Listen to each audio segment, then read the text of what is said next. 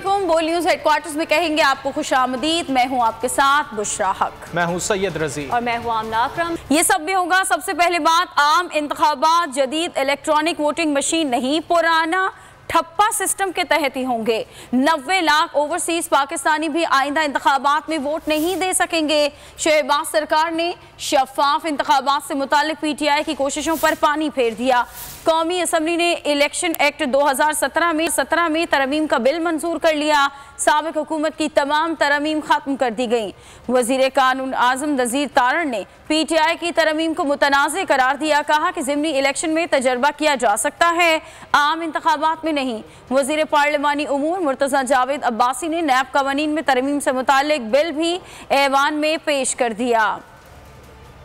आम इंतखाबात जदीद इलेक्ट्रॉनिक वोटिंग मशीन नहीं, पुराने ठप्पे सिस्टम के तहत ही होंगे। 90 लाख ओवरसीज पाकिस्तानी भी आइंदा इंतखाबात में वोट नहीं दे सकेंगे। शहबाज सरकार ने शफाफ इंतखाबात से मुतालिक PTI की कोशिशों पर पानी फेर दिया।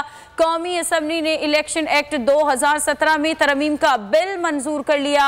साबिक हुकूमत की तमाम तरमीम को ख़त्म कर दिया गया। वजीर कानून आजम नज़ीर तारण ने PTI की तरमीम को मुतनाज़ करार दिया है। इसी बात कर लेते हैं, हमारे नुमाइंदे सिद्दीक साजिद हमारे साथ लाइन पर मौजूद हैं। सिद्दीक साजिद, बताइएगा इस बारे में आपके पास क्या अपडेट्स हैं?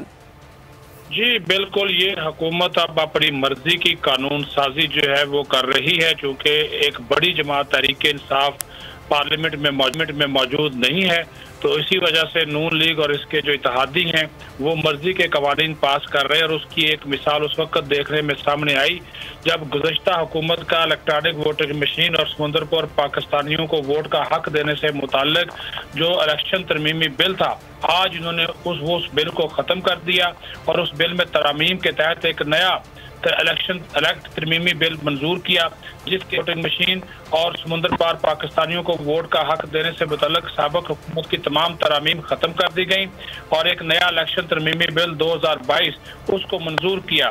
उसके सेक्शन 94 और सेक्शन 103 में तरमीम की गई और वो यही तरमीम है कि फौरी तौर पर समुंदर पार पाकिस्तानियों को वोट का हक नहीं दिया जाएगा और आम इंतखाबात में इलेक्ट्रॉनिक वोटिंग मशीन भी इस्तेमाल नहीं होगी, बल्कि इलेक्शन कमीशन से तरमीम के मुताबिक ये कहा गया है कि वो ज़िमनी इंतखाबात में ओवरसीज पाकिस्तानियों को वोटिंग के लिए पायलट प्रोजेक्ट पहले करे और इसी तरह इलेक्ट्रॉनिक और बायोमेट्रिक वोटिंग मशीन ज़िमनी इंतखाबात में पायलट प्रोजेक्ट किया जाए और फिर उसका फैसला जो है वो इंतखाबात में इस्तेमाल से मुतल्लिक किया जाए। तो ये बिल, इस बिल की GDA ने मुखालफत की है, लेकिन बाकी तमाम जमातें जो हैं वो इसकी हामी नजर आई और इस बिल को मंजूर कर लिया गया। और अभी मैं आपको बताऊं कि नैब के भी आ रहे हैं, उसका भी एक तरमीमी जो बिल है वो इस वक्त ऐवान में मंजूरी के लिए पेश हो चुका है, जिसके तहत नैब गिरफ्तार शुदा अफराद को 24 घंटों में अदालत में पेश करने का पाबंद होगा। उनकी जमानत भी हो सकेगी और केस के दायर साथ ही गिरफ्तारी नहीं हो सकती। नैब को गिरफ्तारी से पहले काफी सबूत देने होंगे और 90 दिन से कम करके जो रिमांड है उसको भी 14 दिन का जो है वो किया जा रहा है। और नैब इंक्वायरी के लिए वक्त की हद का पाबंद बना दिया गया है कि वो 6 माह की हद के अंदर इंक्वायरी का आगाज करेगा। तो इस तरह नैब के जो इख्तियारात है वो भी कम किए। इस हवाले से बिल इस वक्त ज़ेरे बहस है। जी ठीक, अच्छा ये बताइएगा खबरें क्या आ रही हैं, क्योंकि आज सुबह इमरान खान ने 6 दिनों का वक्त दे दिया है, तो क्या ये जो जल्दी जो फैसले किए जा रहे हैं, पिछली हुकूमतों की जो तरमीम थी जो ख़त्म की जा रही हैं, क्या इलेक्शन का ऐलान कर दिया जाएगा?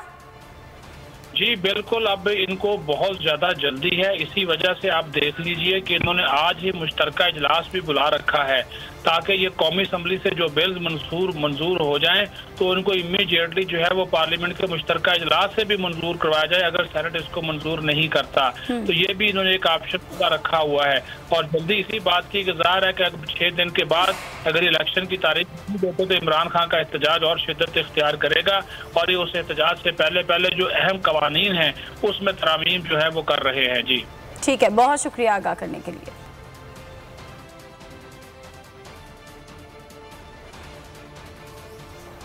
धांधली के खात्मे के लिए इलेक्ट्रॉनिक वोटिंग मशीन मुतारिफ करवाई। ये सब नैब कवानीन और इलेक्ट्रॉनिक वोटिंग मशीन के खात्मे के लिए ही सब मुत्तहिद हुए थे। हुकूमत ने मुल्क के बजाय अपने मफाद को देखा। PTI रहनुमा शाह महमूद कुरैशी ने बता दिया, कहा कि मनी लॉन्ड्रिंग और लूटमार के जरिए बैरून मुल्क जायदादें बनाई गई। ये चाहते हैं कि माल बनाने का सिलसिला जारी रहे। मुझे बहुत अफसोस हुआ और मैं इसकी मजम्मत करता हूँ, और हमें दिखाई दे रहा था कि हमने ऐसा ही करना है। क्यों? बुनियादी तौर पर ये खाइफ है कि ओवरसीज पाकिस्तानियों को अगर हमने वोटिंग राइट दे दिया तो उनकी वाज़ेह अक्सरियत हमदर्दियाँ रखती है तहरीक इंसाफ से। ये एहसास नहीं कर रहे कि वो कीमती पाकिस्तानी हैं जिनकी रेमिटेंसेस से मुल्क चलता है। हमारी बरामदात से ज्यादा उनकी इमदाद है। और फिर पढ़े लिखे लोग हैं, इनमें टेक्नोक्रेट्स हैं, ये कंट्रीब्यूट कर सकते हैं, पॉलिसी फॉर्मुलेशन में मुल्क की मदद कर सकते हैं। इन्होंने अपनी सियासत को देखा, मुल्क के मफाद को नहीं देखा। जहाँ तक EVM मशीन का ताल्लुक है, हम चाहते हैं शफाफ इंतखाबात। और जो जुडिशल कमीशन बना था जस्टिस नासर मुल्क की सरबराही में, उन्होंने बहुत सी सिफारिशात और कबाहतों का जिक्र किया था। और एक चीज सामने जो आई थी कि बहुत सी गड़बड़ होती है वोटिंग क्लोज होने के बाद, और जो रिटर्निंग ऑफिसर है उस तक थैला पहुंचने के बाद ये टस्का की मिसालें देते हैं खुद जी। तो इनको तो फिर एहसास होना चाहिए था कि अगर जो हमने किया है तो हमने तो इस किस्म के वाकयात को हमेशा के लिए बंद करने के लिए किया है। EVM के खात्मे की हुकूमती कोशिशें, हालात नजर आ रहे हैं। 6 दिन में असम्बलियाँ तहलील हो जाएंगी। फयाजुल हसन चौहान का दावा, कहा 6 रोज़ में असम्बलियाँ तहलील ना हुई तो दोबारा एहतजाज करेंगे। हुकूमत मुल्क में मनसूबाबंदी के तहत इंतशार फैला रही थी। ये चाहते हैं पेट्रोल की कीमतों का फैसला भी कौमी सलामती कमेटी करे। इन्हें अचकन पहनने का शौक था हुन आराम में इमरान खान ने करप्शन के सोमनाथ पर पहला हमला किया है। और आम इंतखाबात में 47 अरब 41 करोड़ रुपए से ज्यादा अखराजात होंगे। इलेक्शन के लिए फौज की खदमात और सिक्योरिटी पर 15 अरब रुपए खर्च होंगे। वजारत पार्लिमानी उमूर ने अखराजात की तफसील कौमी असम्बली में पेश कर दी। मुल्क में आम इंतखाबात की तैयारियां, अखराजात की तफसीलात कौमी असम्बली में पेश। आइंदा इंतखाबात में 47 अरब 41 करोड़ 73 लाख रुपए खर्च होंगे। ट्रेनिंग विंग के लिए 1 अरब 69 करोड़ 90 लाख, जबकि बैलेट पेपर्स की छपाई पर 4 अरब 83 करोड़ 55 लाख रुपए अखराजात आएंगे। वसारत पार्लिमानी उमूर ने अखराजात की तफसील कौमी असम्बली में पेश कर दी। वसारत पार्लिमानी उमूर के मुताबिक इंतखाबी फहरिस्तों पर 27 करोड़ 20 लाख रुपए, इलेक्ट्रॉनिक वोटिंग मशीन और आई वोटिंग पर 5 अरब 60 करोड़ 60 लाख और फौज की खदमात और सिक्योरिटी पर 15 अरब रुपए खर्च होंगे। सुप्रीम कोर्ट ने तौहीन अदालत समेत तमाम दरख्वास्तें निपटा दी। चीफ जस्टिस ऑफ पाकिस्तान ने रिमार्क्स दिए कि हमने रियासत को आईनी हुकूक की खिलाफ वर्जियों से रोका था, लोगों के घरों पर छापे ना मारने और गिरफ्तार ना करने का कहा था। हमने कानून नाफिज करने वाले इदारों को हर मुमकिन इकदाम करते देखा।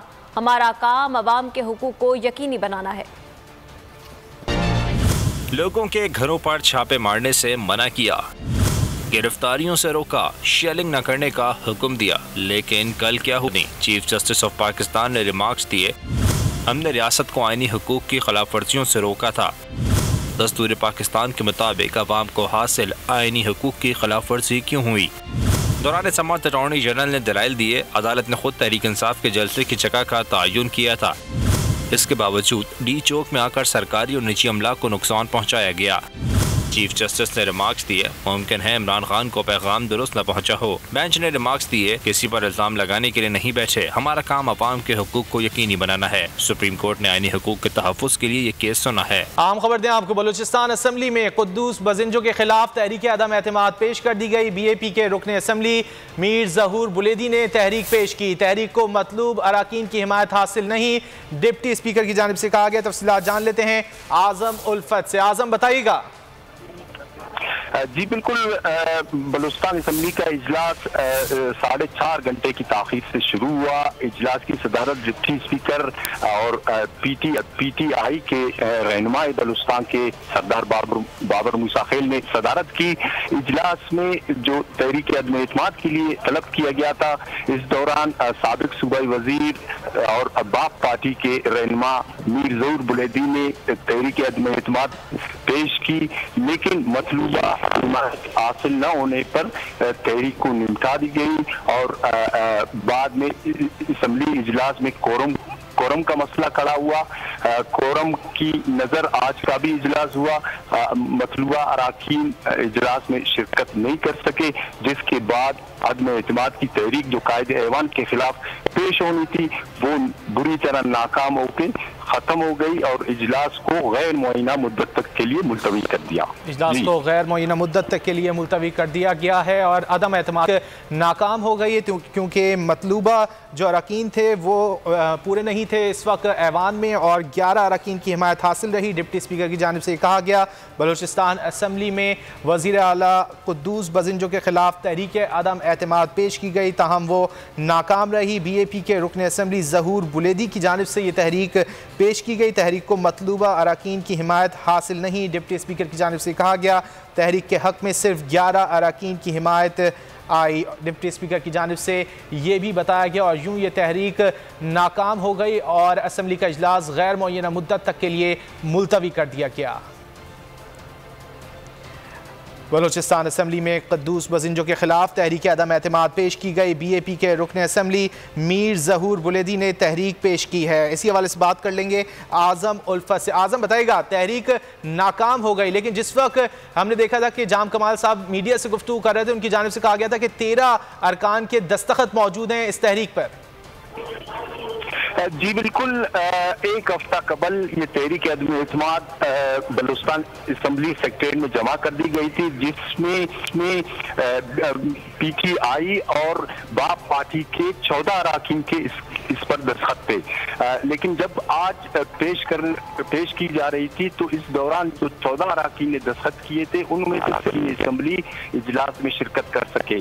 और इसी तरह अगर हम देखें अपोजिशन में PM की जमायतों पे जो मुश्तमिल है उसने जाम कमाल के साथ वादा खिलाफी करते हुए PDM की जमायतों की हिमायत की और अपोजिशन ने जाम कमाल सरदार यार मोहम्मद जो PTI के पार्लिमानी लीडर है इनका साथ नहीं दिया। इसलिए ये तहरीक आज जो पेश होनी थी वो नाकाम हुई, जिसके बाद डिप्टी स्पीकर ने कायम मुकाम गवर्नर मीर जान जमाली का हुक्मनामा पर को गैर मुअय्यना मुद्दत तक के लिए मुलतवी कर दिया।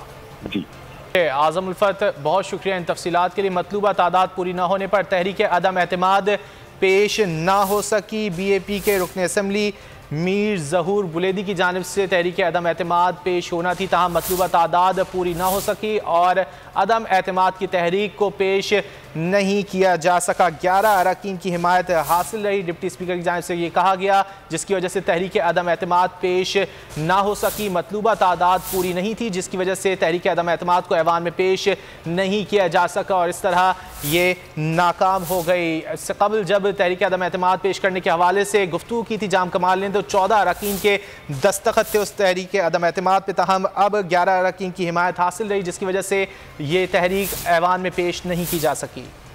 और अदम एतमाद पेश करने से कबल जाम कमाल ने क्या गुफ्तगू की थी, वो गुफ्तगू आपको सुनवाते हैं। PDM के हवाले से इस बात को हमने शेयर किया था, उन्होंने हमें हिमायत की फुल सपोर्ट के लिए कहा कि इंशाल्लाह वो लाएंगे और उसमें कोई उसके साथ कोई ये चीज़ कंसर्न नहीं थी कि ये होगा तो ये होगा, वो होगा तो ये होगा। बात ये तय हुई थी कि जिस तरह हमने उनको सपोर्ट किया, कंडीशन नहीं था, उनके इस चीज़ में भी कोई कंडीशन नहीं था। उन्होंने कहा जी आप जब पेश करेंगे PDM की जमातें भी आपके साथ इंशाल्लाह होंगी। आज हम टेबल करने जा रहे हैं और पहले दिन से देखें हम कह रहे हैं कि हमारा नंबर गेम तो पहले दिन से भी पूरा नहीं है। अगर हमारा नंबर गेम पहले पूरा होता तो हम खुद उसको टेबल करते और ख़ुद पास करवाते। हमने कहा जी हम जितने मेंबर हैं 8 हैं 10 हैं 12 हैं जो हैं हम पेश करेंगे। मौक़िफ़ के साथ जिन लोगों ने अपना एक सियासी मौक़िफ़ रखा है वो अगर साथ देंगे, जिन्होंने कुद्दूस बिजेंजो के गवर्नमेंट को गुनाह कहा या उस गवर्नमेंट को न लाने में बोला कि इसमें हमारा हाथ नहीं है और वाकई ये हुकूमत ठीक नहीं है, सही काम नहीं कर रही, तो आज हमने वो चीज़ आवाम के सामने रख दी है, असम्बली के सामने रख दी है कि हमने तो अपना मौक़िफ़ रख दिया है। और 6 रोज में इलेक्शन का ऐलान, वरना एक मरतबा फिर लॉन्ग मार्च। इमरान खान ने बड़ा अल्टीमेटम दे दिया, लॉन्ग मार्च और धरना खत्म करने का ऐलान भी कर दिया। जिन्ना एवेन्यू पर खिताब में इमरान खान ने कहा कि सारे पाकिस्तानी पहली मरतबा मुत्तहिद देखे हैं, हमारी कौम खौफ से आज़ाद हो गई, अब इम्पोर्टेड हुकूमत को किसी सूरत कबूल नहीं करेंगे, कौम मुजरिमों को हुकूमत करने की इजाज़त नहीं देगी। शहबाज शरीफ और हमजा शहबाज संगीन जराइम के मुर्तकिब हैं और उन्हें मुल्क की बागडोर दे दी गई। उन्होंने सुप्रीम कोर्ट को मुखातिब करके कहा कि अब तक 5 कारकुनों को जाँ बहक कर दिया गया।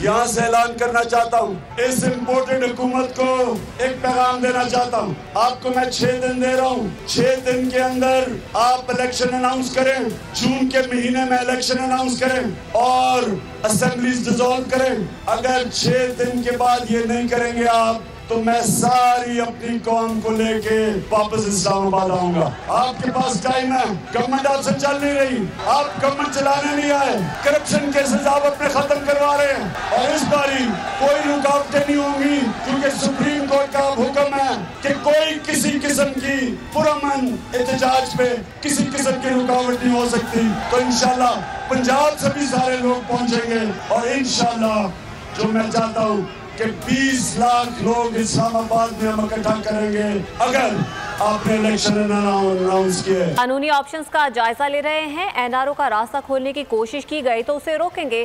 पीटीआई रहनुमा बाबर अवान ने वाज़ेह कर दिया, कहा पहली काबीना है जहां मुनशियात के केस में मुलव्वस शख्स बैठा है, वजीर आज़म जमानत पर रहा है, चाहते हैं पाकिस्तान की मईशत को आखिरी धक्का ना लगे।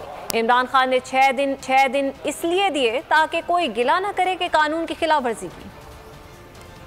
दुनिया की तारीख में ये पहली कैबिनेट है जिसके अंदर ड्रग के अंदर सजा याफ्ता आदमी को कैबिनेट का मेंबर बनाया गया, जिसके अंदर वजीर आज़म जमानत पे है, जिसके अंदर वजीर आला इम्पोर्टेड 2 भी जमानत पे है। ये वो माहौल था जिसके खिलाफ कौमी गैरत की तहरीक चलाई। पाकिस्तान के नहीं, इस वक्त आलम इस्लाम का वो लीडर है, उनकी आरजुओं और तमन्नाओं का मरकज़ है इमरान खान, उसने चलाई। 6 दिन के पीछे क्या विजडम है जो 6 दिन इमरान खान ने दिए हैं। एक विजडम ये है कि कोई हमसे गिला ना करे कि हमने किसी जगह के ऊपर भी पाकिस्तान के आईन और कानून की कोई खिलाफ वर्जी करने का कोई इरादा किया है। मुजाहिरीन को खून से नहलाकर वजीर दाखिला राना सनाउल्लाह इल्जामात पर उतारा है। दावा किया डी चौक जाने का ऐलान करके वादा खिलाफी की गई। इमरान नियाजी कंटेनर से सुप्रीम कोर्ट के फैसले की धज्जियां उड़ाते रहे। आवाम ने फसादी फितना जत्थे को मुकम्मल तौर पर मुस्तरद कर दिया।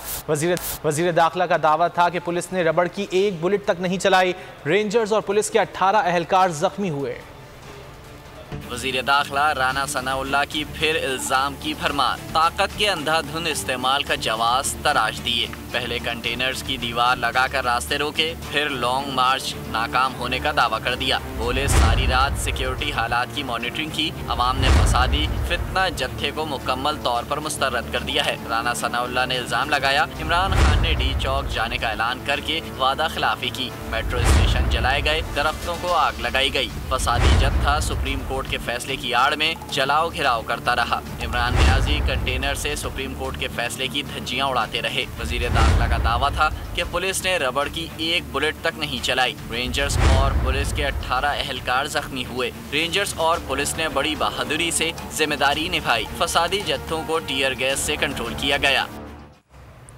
आज़ादी मार्च रोकने के लिए हुकूमती मशीनरी का बेदरीग इस्तेमाल। इस्लामाबाद का डी चौक रात भर मैदानी जंग का मंजर पेश करता रहा। लाठीचार्ज और शेलिंग के बावजूद पीटीआई कारकुन पलट कर रेड जोन पहुंचते रहे। पंजाब से आने वाले काफिलों को गुज़श्ता रोज बदतरीन तशद्दुद का निशाना बनाया गया। इस बारे में भी आपको मजीद बताएंगे। अभी आपको बराह रास्त लिए चलते हैं। कौमी असम्बली का इजलास जारी है और इस वक्त वजीर आज़म शहबाज शरीफ इजहार ख्याल कर रहे हैं। 10 अप्रैल 2022 एक तारीख साज दिन था जब पहली मर्तबा पाकिस्तान की तारीख में आइन और कानून की रूह के मुताबिक अदम एतमाद की करारदाद कामयाब हुई और आइन के मुताबिक इस ऐवान की मंशा और वोटों के मुताबिक एक नई हुकूमत मार्ज वजूद में आई। ना दीवारें फलांगी गईं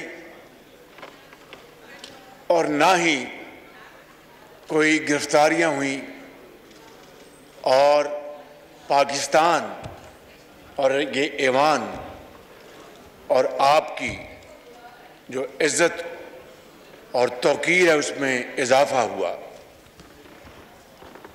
जनाब स्पीकर, मैं आज आपके सामने खड़ा हूं और इस मुअज़्ज़ज़ ऐवान जो कि तमाम इदारों की मां है, तमाम इदारे इसी पार्लियामेंट की कोख से उन्होंने जन्म लिया, क्या मैं बड़े अदब से आपसे ये सवाल करना चाहता हूं और इस मुअज़्ज़ज़ ऐवान के तमाम मेंबरान से आयल के दोनों तरफ कि क्या किसी जत्थे को या किसी जमात को डंडों और पत्थरों के जरिए ये हक दिया जा सकता है कि वो आइन से बगावत करे और आइन को तहबाला करे। जनाब स्पीकर, ये हमारी हुकूमत जो 11 अप्रैल को मैंने हल्फ उठाया था, दो हमारे सामने जो मुतहद्दा जो पार्टियां जो इसका हिस्सा हैं, दो हमारे सामने अहदाफ थे। एक शफाफ तरीके से आइंदा इलेक्शन हो जिसका आज यहाँ पर बिल पेश किया गया और मैं मुबारकबाद देता हूँ इस हाउस को कि उन्होंने आज ये बिल पास करके आइंदा के लिए शफाफ इलेक्शन की बुनियाद रख दी है। और उसके लिए तमाम मैं कायदीन और मेंबरान का न सिर्फ शुक्रगुजार हूँ बल्कि मुबारकबाद पेश करता हूँ और आपका भी बहुत शुक्रगुजार हूँ जनाब स्पीकर कि आपने बड़े अच्छे अंदाज में आज इनके ऊपर आपने बहस करवाई। और दूसरा जनाब स्पीकर हदफ ये था और है कि हम जो डूबती हुई हमारी मईशत है, जो हचकोले खा रहे उसको हम शबाना रोज मेहनत करके हम उसको किनारे पर लगाएं। ये काम एक इंतहाई मुश्किल काम है, जान जोखों का काम है, लेकिन जनाब स्पीकर दुनिया की तारीख, असर हाजिर की तारीख इस बात की गवाह है, पुकार पुकार कर हमें बताती है कि जब हालात बहुत मुश्किल हों और बहुत बड़े चैलेंजेस हों तो फिर उतनी कुव्वत और मेहनत से जब आप काम करते हैं तो फिर हालात का रुख बदल जाता है और हालात बहुत अच्छे बन जाते हैं। ये दुनिया की तारीख हमें बताती है, हमें कुरान करीम इसका सबक देता है, नबी करीम सल्लल्लाहु अलैहि वसल्लम की उसवा हसना, उससे हमें ये सबक मिलता है जी। तो मैं समझता हूँ जनाब स्पीकर कि ये है वो दो अहदाफ जिसके लिए मैं और ये हमारी मुअज़्ज़ज़ टीम के मेंबरान जिसके लिए दिन रात मेहनत कर रहे हैं। तो क्या जनाब स्पीकर इन हालात में जब पिछली हुकूमत ने मईशत का बेड़ा गर्क कर दिया और आज जब हम उसको ठीक करने के लिए मेहनत कर रहे हैं उसका फल तो अल्लाह ताला ने देना है, तो क्या फिर किसी फितना फसाद और अनारकी की गुंजाइश है? क्या फिर दोबारा धरनों की गुंजाइश है? मैं आपको 2014 में लिए चलता हूं जनाब स्पीकर, इस मौजूद ऐवान को, कि जब यहां पर डी चौक में धरने हो रहे थे और जनाब स्पीकर सुप्रीम कोर्ट के दीवारों पर मैले कपड़े वहां पर रखे गए थे और जनाब स्पीकर कब्रें खोदी गई थी, कब्रें खोदी गई थी और इमरान नियाजी गला फाड़ फाड़ कर कह रहे थे कि जाओ उस वक्त के वजीर आजम का गला पकड़ के लाओ और उनको यहां पर लेके आओ। और जनाब स्पीकर रात के अंधेरे में डंडे और सोटों से चल पड़े और कहा कि पार्लियामान पे हमला कर दिया और पाकिस्तान टेलीविजन पर हमला कर दिया। जनाब स्पीकर, वो दिलखराश मनाजर आज भी हमारी आंखों के सामने है। मैं आपकी खिदमत में ये अर्ज करना चाहता हूं कि उसके नतीजे में क्या हुआ।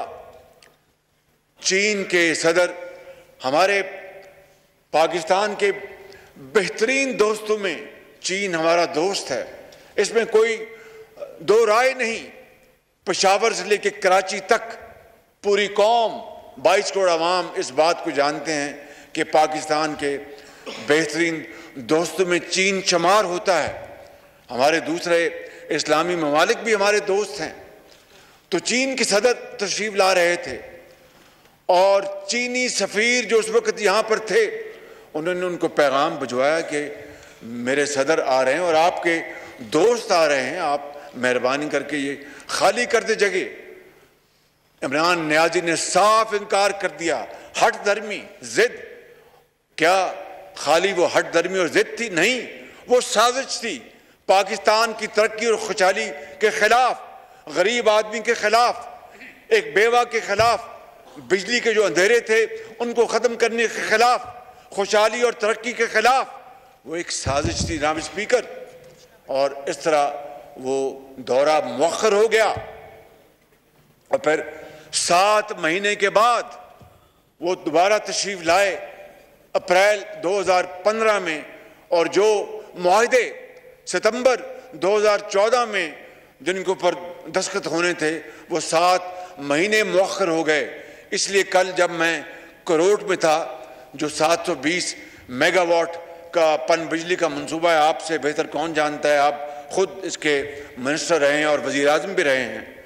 तो कल वहाँ पर मैंने ये कहा कि अगर ये मंसूबा ये 2014 में ये दस्तखत हो जाते चीनी सदर और वजीर आज़म नवाज शरीफ के दरमियान, तो ये मंसूबा 1 साल पहले मुकम्मल हो जाता और 700 मेगावाट बिजली इस कौम को मिलती, सस्ती बिजली।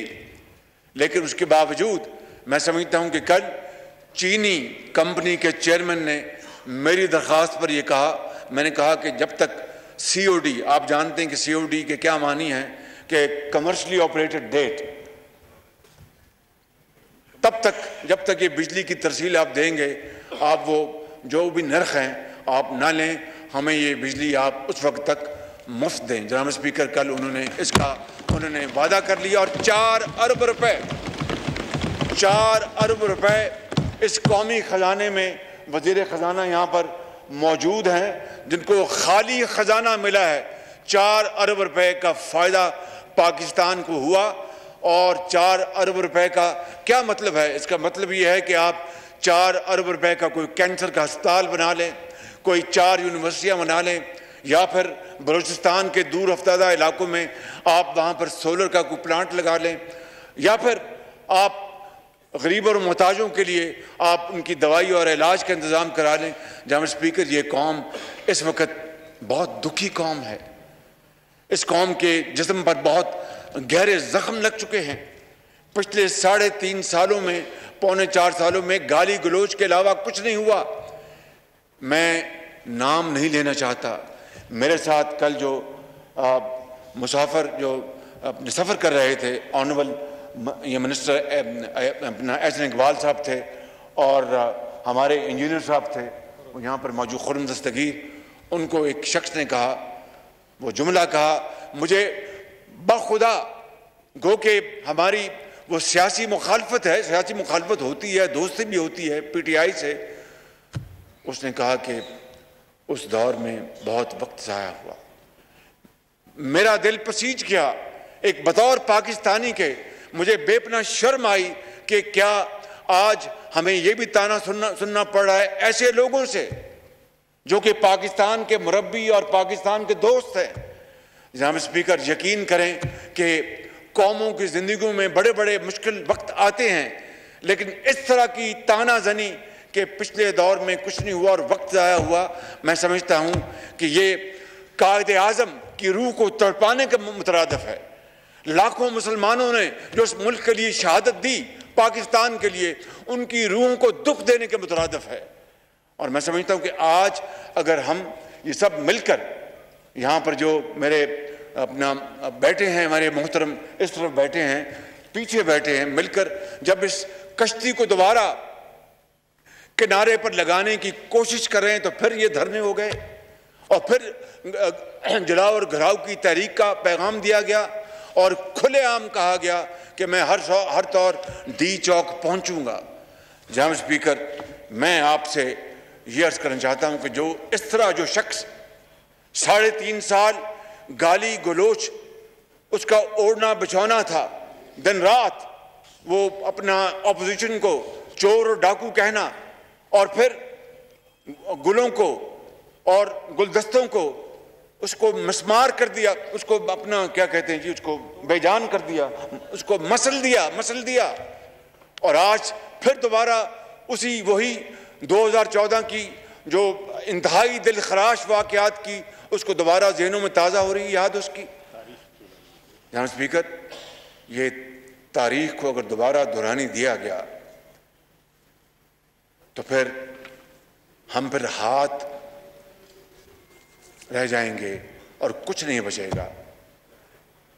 वो बड़ा मशहूर है वो, अब पछतावे क्या होवत जब चिड़ियां चुग गई खेवत। जनाब स्पीकर, मैं आपको ये अर्ज करना चाहता हूं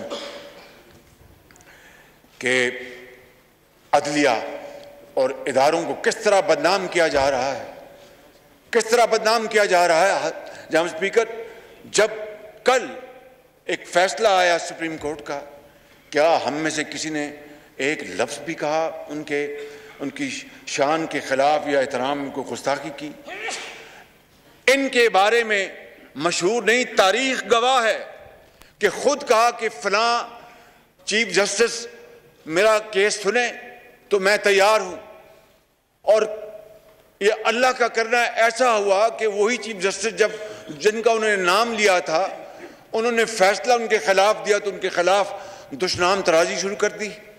ये एक वाक़या नहीं, 2 वाक़यात हुए, 2 वाक़यात। ये तारीख गवाह है, मैं कोई आराम कहानी नहीं सुना रहा। और अगर इनके हक में फैसले तो सब अच्छा है, अगर खिलाफ तो फिर इदारों को गालियां, अदालत उज़्मा को गालियां और पाकिस्तान के खिलाफ साजिशें। जनाब स्पीकर, ये ड्रामा कब तक रचाया जाएगा? ये कौम दुखी कौम है, कब तक ये बर्दाश्त करेगी और कब तक तरक्की और खुशहाली का सफ़र जो है वो अपना बिल्कुल जाम होकर रह जाएगा? आखिरकार हिंदुस्तान, एक मुझे मिसाल नहीं देनी चाहिए मगर दुखी दिल से दे रहा हूं कि हिंदुस्तान, जनाब स्पीकर, वो ज़माना था कि हम पाकिस्तान कई हवालों से उससे आगे थे और कई हवालों से वो हमसे आगे थे। ये कंपटीशन था बिल्कुल। आपको याद है कि 90 की दिहाई में पाकिस्तानी रुपए की कदर हिंदुस्तान के रुपए की कदर से ज्यादा थी। ये it is an irrefutable evidence, fact, इसको कोई नहीं जुटा सकता। इसी तरीके से जनाब स्पीकर, आप जानते हैं कि 90 की दिहाई में पाकिस्तान की जो मईशत है उसको आज़ाद किया गया। हिंदुस्तान ने हमें कॉपी किया, उसने हमें कॉपी किया। आज हिंदुस्तान की जो आईटी की जो एक्सपोर्ट है वो तकरीबन 200 अरब डॉलर, और पाकिस्तान की जो आईटी की एक्सपोर्ट है वो सिर्फ 1.5 अरब डॉलर। कहाँ हमने अपनी इकॉनमी को बिल्कुल आज़ाद छोड़ा, तमाम कदरें ख़त्म की, हिंदुस्तान हमें कॉपी करता और फिर मानता भी है। उसको वज़ीर ख़जाना ने कहा कि ये फैक्ट है कि पाकिस्तान का मॉडल हमने कॉपी किया है। जहां स्पीकर आज तक सुनते आए स्कूलों में कि साउथ कोरिया ने पाकिस्तान का जो 5 ईयर प्लान उसको चुराया और वहां पर इम्प्लीमेंट कर दिया। हमारे प्लान लोग चुराएं और इम्प्लीमेंट करें और हम प्लान बना के उसकी तबाही कर दें। ये जनाब स्पीकर, ये संगीन मजाक अब मजीद जारी नहीं रह सकता, इसको ख़त्म होना होगा। और जनाब स्पीकर, हम सियासतदान हैं, सियासतदान मिलकर बात करते हैं, तलखियाँ होती हैं, उसको गुफ्तगू के ज़रिए उसको नेगोशिएट करते हैं, और कभी तल्ख नवाई भी होती है, सब्र और तहम्मुल से बर्दाश्त करते हैं। लेकिन अगर मैं ना मानूं और फिर बंदूक उठा लूं, परसों लाहौर में जो असलहा जो पकड़ा गया था वो किस काम के लिए था? वो इस्लामाबाद आ रहा था और एक सिपाही जो फर्ज की अदायगी में उसने जामे शहादत नोश किया। जनाब स्पीकर, उसके बारे में पीटीआई के सरबराह ने क्या कहा? अभी स्पीकर, देखती आंख ने और सुनते कानों ने कभी इस तरह का मंजर नहीं देखा कि एक शख्स in the line of duty वो शहादत कबूल करे, उसके सीने पे गोली लगे और उसके ऊपर तंज की जाए। यहाँ जिक्र ये आज तक कभी नहीं देखा कि इसकी वजह क्या है कि ये माशरे में जो जहर घोला गया है, जो माशरे को तकसीम दर तकसीम किया गया है, और उसको जिस तरह खुली छूट मिली वो हर तरफ जाकर उसने तबाही मचा दी। तो आज अगर हम, ये लोग इस मुल्क के अजीम बाशिंदे हैं, ये बहनें हैं, ये बुजुर्ग बैठे हैं, नौजवान बैठे हैं, इस तरफ बैठे हैं, पीछे बैठे हैं, ये अगर उन्होंने एक कमर बांध ली है कि हमने ये काम करना है और मेहनत करनी है और ये हालत बदलनी है। अल्लाह ताला का भी हुक्म है कि जब तक तुम अपनी हालत खुद नहीं बदलते, मैं उस कौम की हालत नहीं बदलता। तो जब इन्होंने ये फैसला कर लिया है तो फिर दोबारा धरने, फिर आग लगाओ। किस तरह कल इस्लामाबाद के इस हसीन बाग को उजाड़ा गया, हर तरफ अपन धुआं था, आग लगी हुई थी, और लोग ना जाने किस तरह मेहनत करके मालियों ने वो बाग लगाए, फूल के गुलदस्ते उगाए, और किस तरह उनको कल उजाड़ा गया। जनाब स्पीकर, ये है वो हालात जिसके लिए मैं आज आपके सामने खड़ा हूं। सब्सक्राइब करें और बेल दबाएं ताकि कोई खबर रह न जाए।